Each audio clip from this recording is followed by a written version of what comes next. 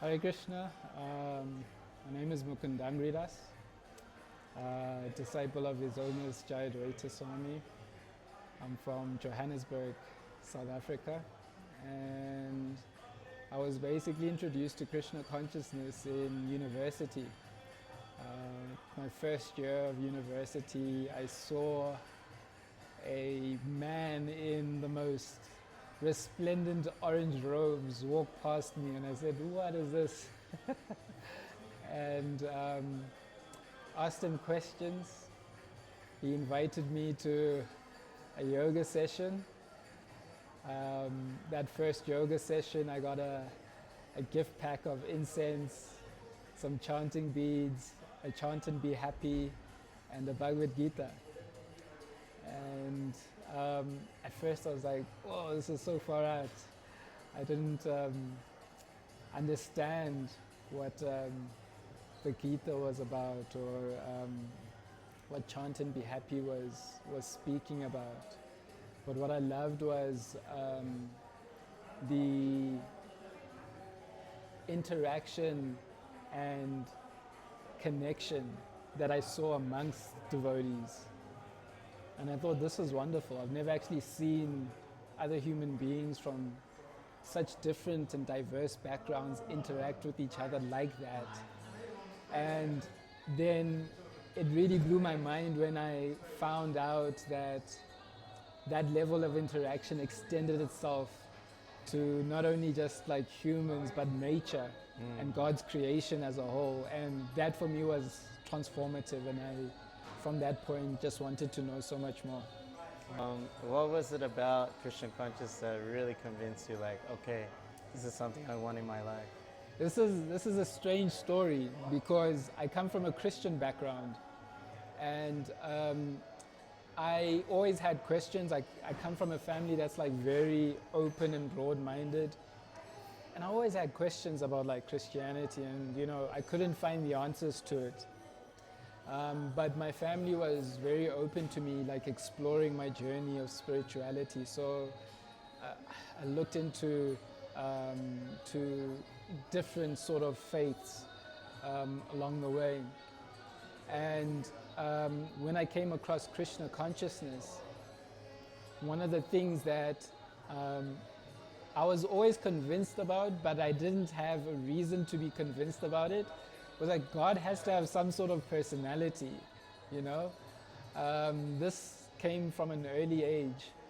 And then I heard a story about Krishna and one of Krishna's devotees, a devotee called Gopa Kumar. And I heard about when Gopa Kumar arrived back in Goloka, the heavenly kingdom of Krishna. And when Krishna saw Gopa Kumar, who had been so estranged for a long, long time from the heavenly world, when he saw Gopa Kumar, and when Gopa Kumar saw Krishna, through the utter exhilaration and excitement from seeing each other, Krishna fainted. And I was like, God fainted from excitement in seeing his devotee. And funnily enough, of all the things that I came across, that was the one thing that convinced me. I was like, here's God. He has a personality. He has a sense of humor. He cares. He loves. He's not just some monolithic, esoteric, abstract idea in our minds or a sentiment that we hold. He's a person, but he's the supreme person. What's your service now? So right now, I am very happily serving in the ISKCON Soweto Yatra. Soweto is a community I grew up in, but moved away when I was younger. And I saw it as an opportunity to give back to the community that I was born in and raised in.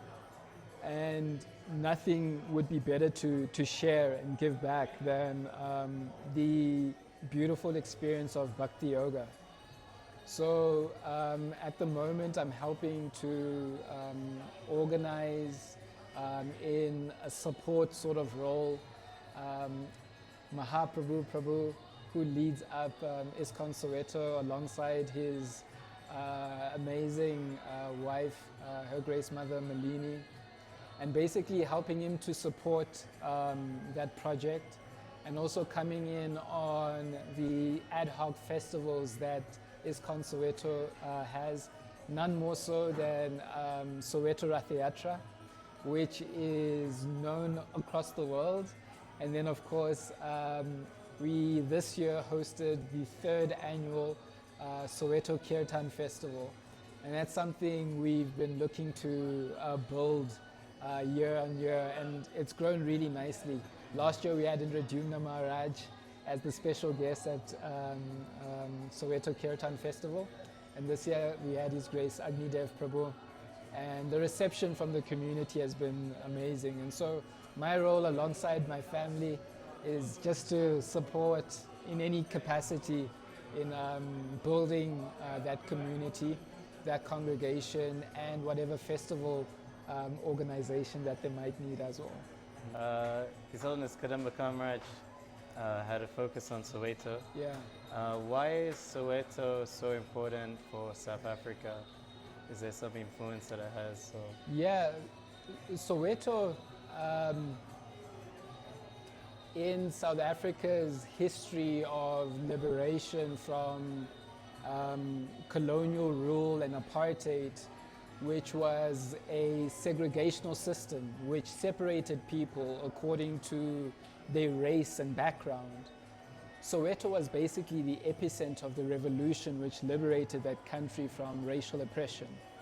And so the intellectual might of that revolution, your Nelson Mandelas, your Bishop Desmond Tutus, your Walter Sisulus, all were there, all met in that place, and basically fueled and were the engine of this revolution that basically freed South Africa from the oppression that it was under into a multiracial democracy like we have today.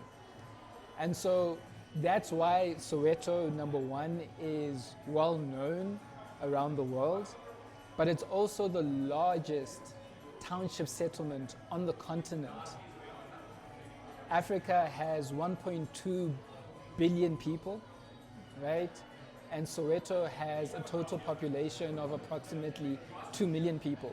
Just to put that into context, right? In terms of square meterage area, Soweto is the same or comparable size to Paris, France, and it's also comparable in area to Chicago in the US. And it has comparable population sizes as well. I think Chicago is at 2.8 million, France is somewhere around the mid 2 millions. It's a city within a city. Joburg is Africa's economic center. So that's why this is such an important place. And so the presence of Lord Chaitanya's Harinam Sankirtan movement in Soweto is so pivotal, because it is the thought center of black youth in South Africa, where the future of this country is basically residing. And so to touch those minds, to touch those hearts with such a powerful and impactful message, I think is paramount, but it will also act as a catalyst for pushing forward this message of Lord Chaitanya and Srila Prabhupada, not only into the rest of South Africa, but the rest of the continent. Kadamba Kanana, he was also focusing on this African preaching. Yeah. How did he touch your heart? So before I come to how he touched my heart, I think it's so important to acknowledge Maharaj's impact. He's a visionary. Kadamba Kanana Maharaj is a visionary. And 16 years ago, he had a vision of Lord Jagannath seeing the wonderful people of Soweto. And so, he established the Soweto Ratha Yatra. And since then, he's been a driving force for having the festival. And that festival has increased the spotlight on Soweto and its importance and its value. And Maharaj, being the person that he is, he also strategically aligned the festival to a very important time in South Africa. We're speaking about South Africa's history, and the month of September is Heritage Month in South Africa. It's where everyone across the board in South Africa, whether you're in school, at work, you celebrate your heritage. So you come with your different traditional attire to your workplace, to your school, and what better time than September, where it's Heritage Month, to celebrate our spiritual heritage by having Ratha Yatra in Soweto, which is almost like the epicenter, the melting pot of different cultures in South Africa, different language groups in South Africa. So that in mind, along with pushing forward the mission of establishing Ratha Yatra, was such a masterful and impactful way to introduce Krishna consciousness to the masses. So that's the impact Maharaj has had in terms of establishing that festival. But then on me personally, Maharaj has had such a deep impact in a very specific way. And two ways that I want to sort of like touch on. One was teaching me how to serve. Maharaj is someone who is not only relentless, tireless in pushing forward whatever instruction, whatever mission that he has in mind, but the quality in which he does it is something to behold as well. So teaching me how to serve was something that I learned from Maharaj. Hare Krishna. It's something I learned from Maharaj through observance. Just by being in his presence, in service, and observing how he serves is remarkable. So that's the first thing. And then on an individual one-on-one level, when I do always have like one-on-one discussions with Maharaj, he was my teacher in Bhakti Shastri when we covered mental devotion. And Maharaj has written a very beautiful compilation of his thoughts and realizations called A Prayer for Deep Absorption. And that book is something that I've read and cherished. And Maharaj is known for his kirtan and his enthusiasm. But for me, for some reason, whatever it is, I find my connection to him through his writings. And his writings have been very instructive for me. And so I cherish him and hold him in my heart like my own spiritual guide, my own spiritual teacher. He's very cherished to me. I was always very shy around Maharaj, but he'd always like embrace me with me not knowing what to do. But I'm grateful for that. I'm grateful for his embrace of me and him teaching me through his direct instruction and through his words in his writings. So when is Soweto Ratha Yatra? How can people get involved? Tell us about what's happening this year. Soweto Ratha Yatra this year, 2025, will be on September the 27th.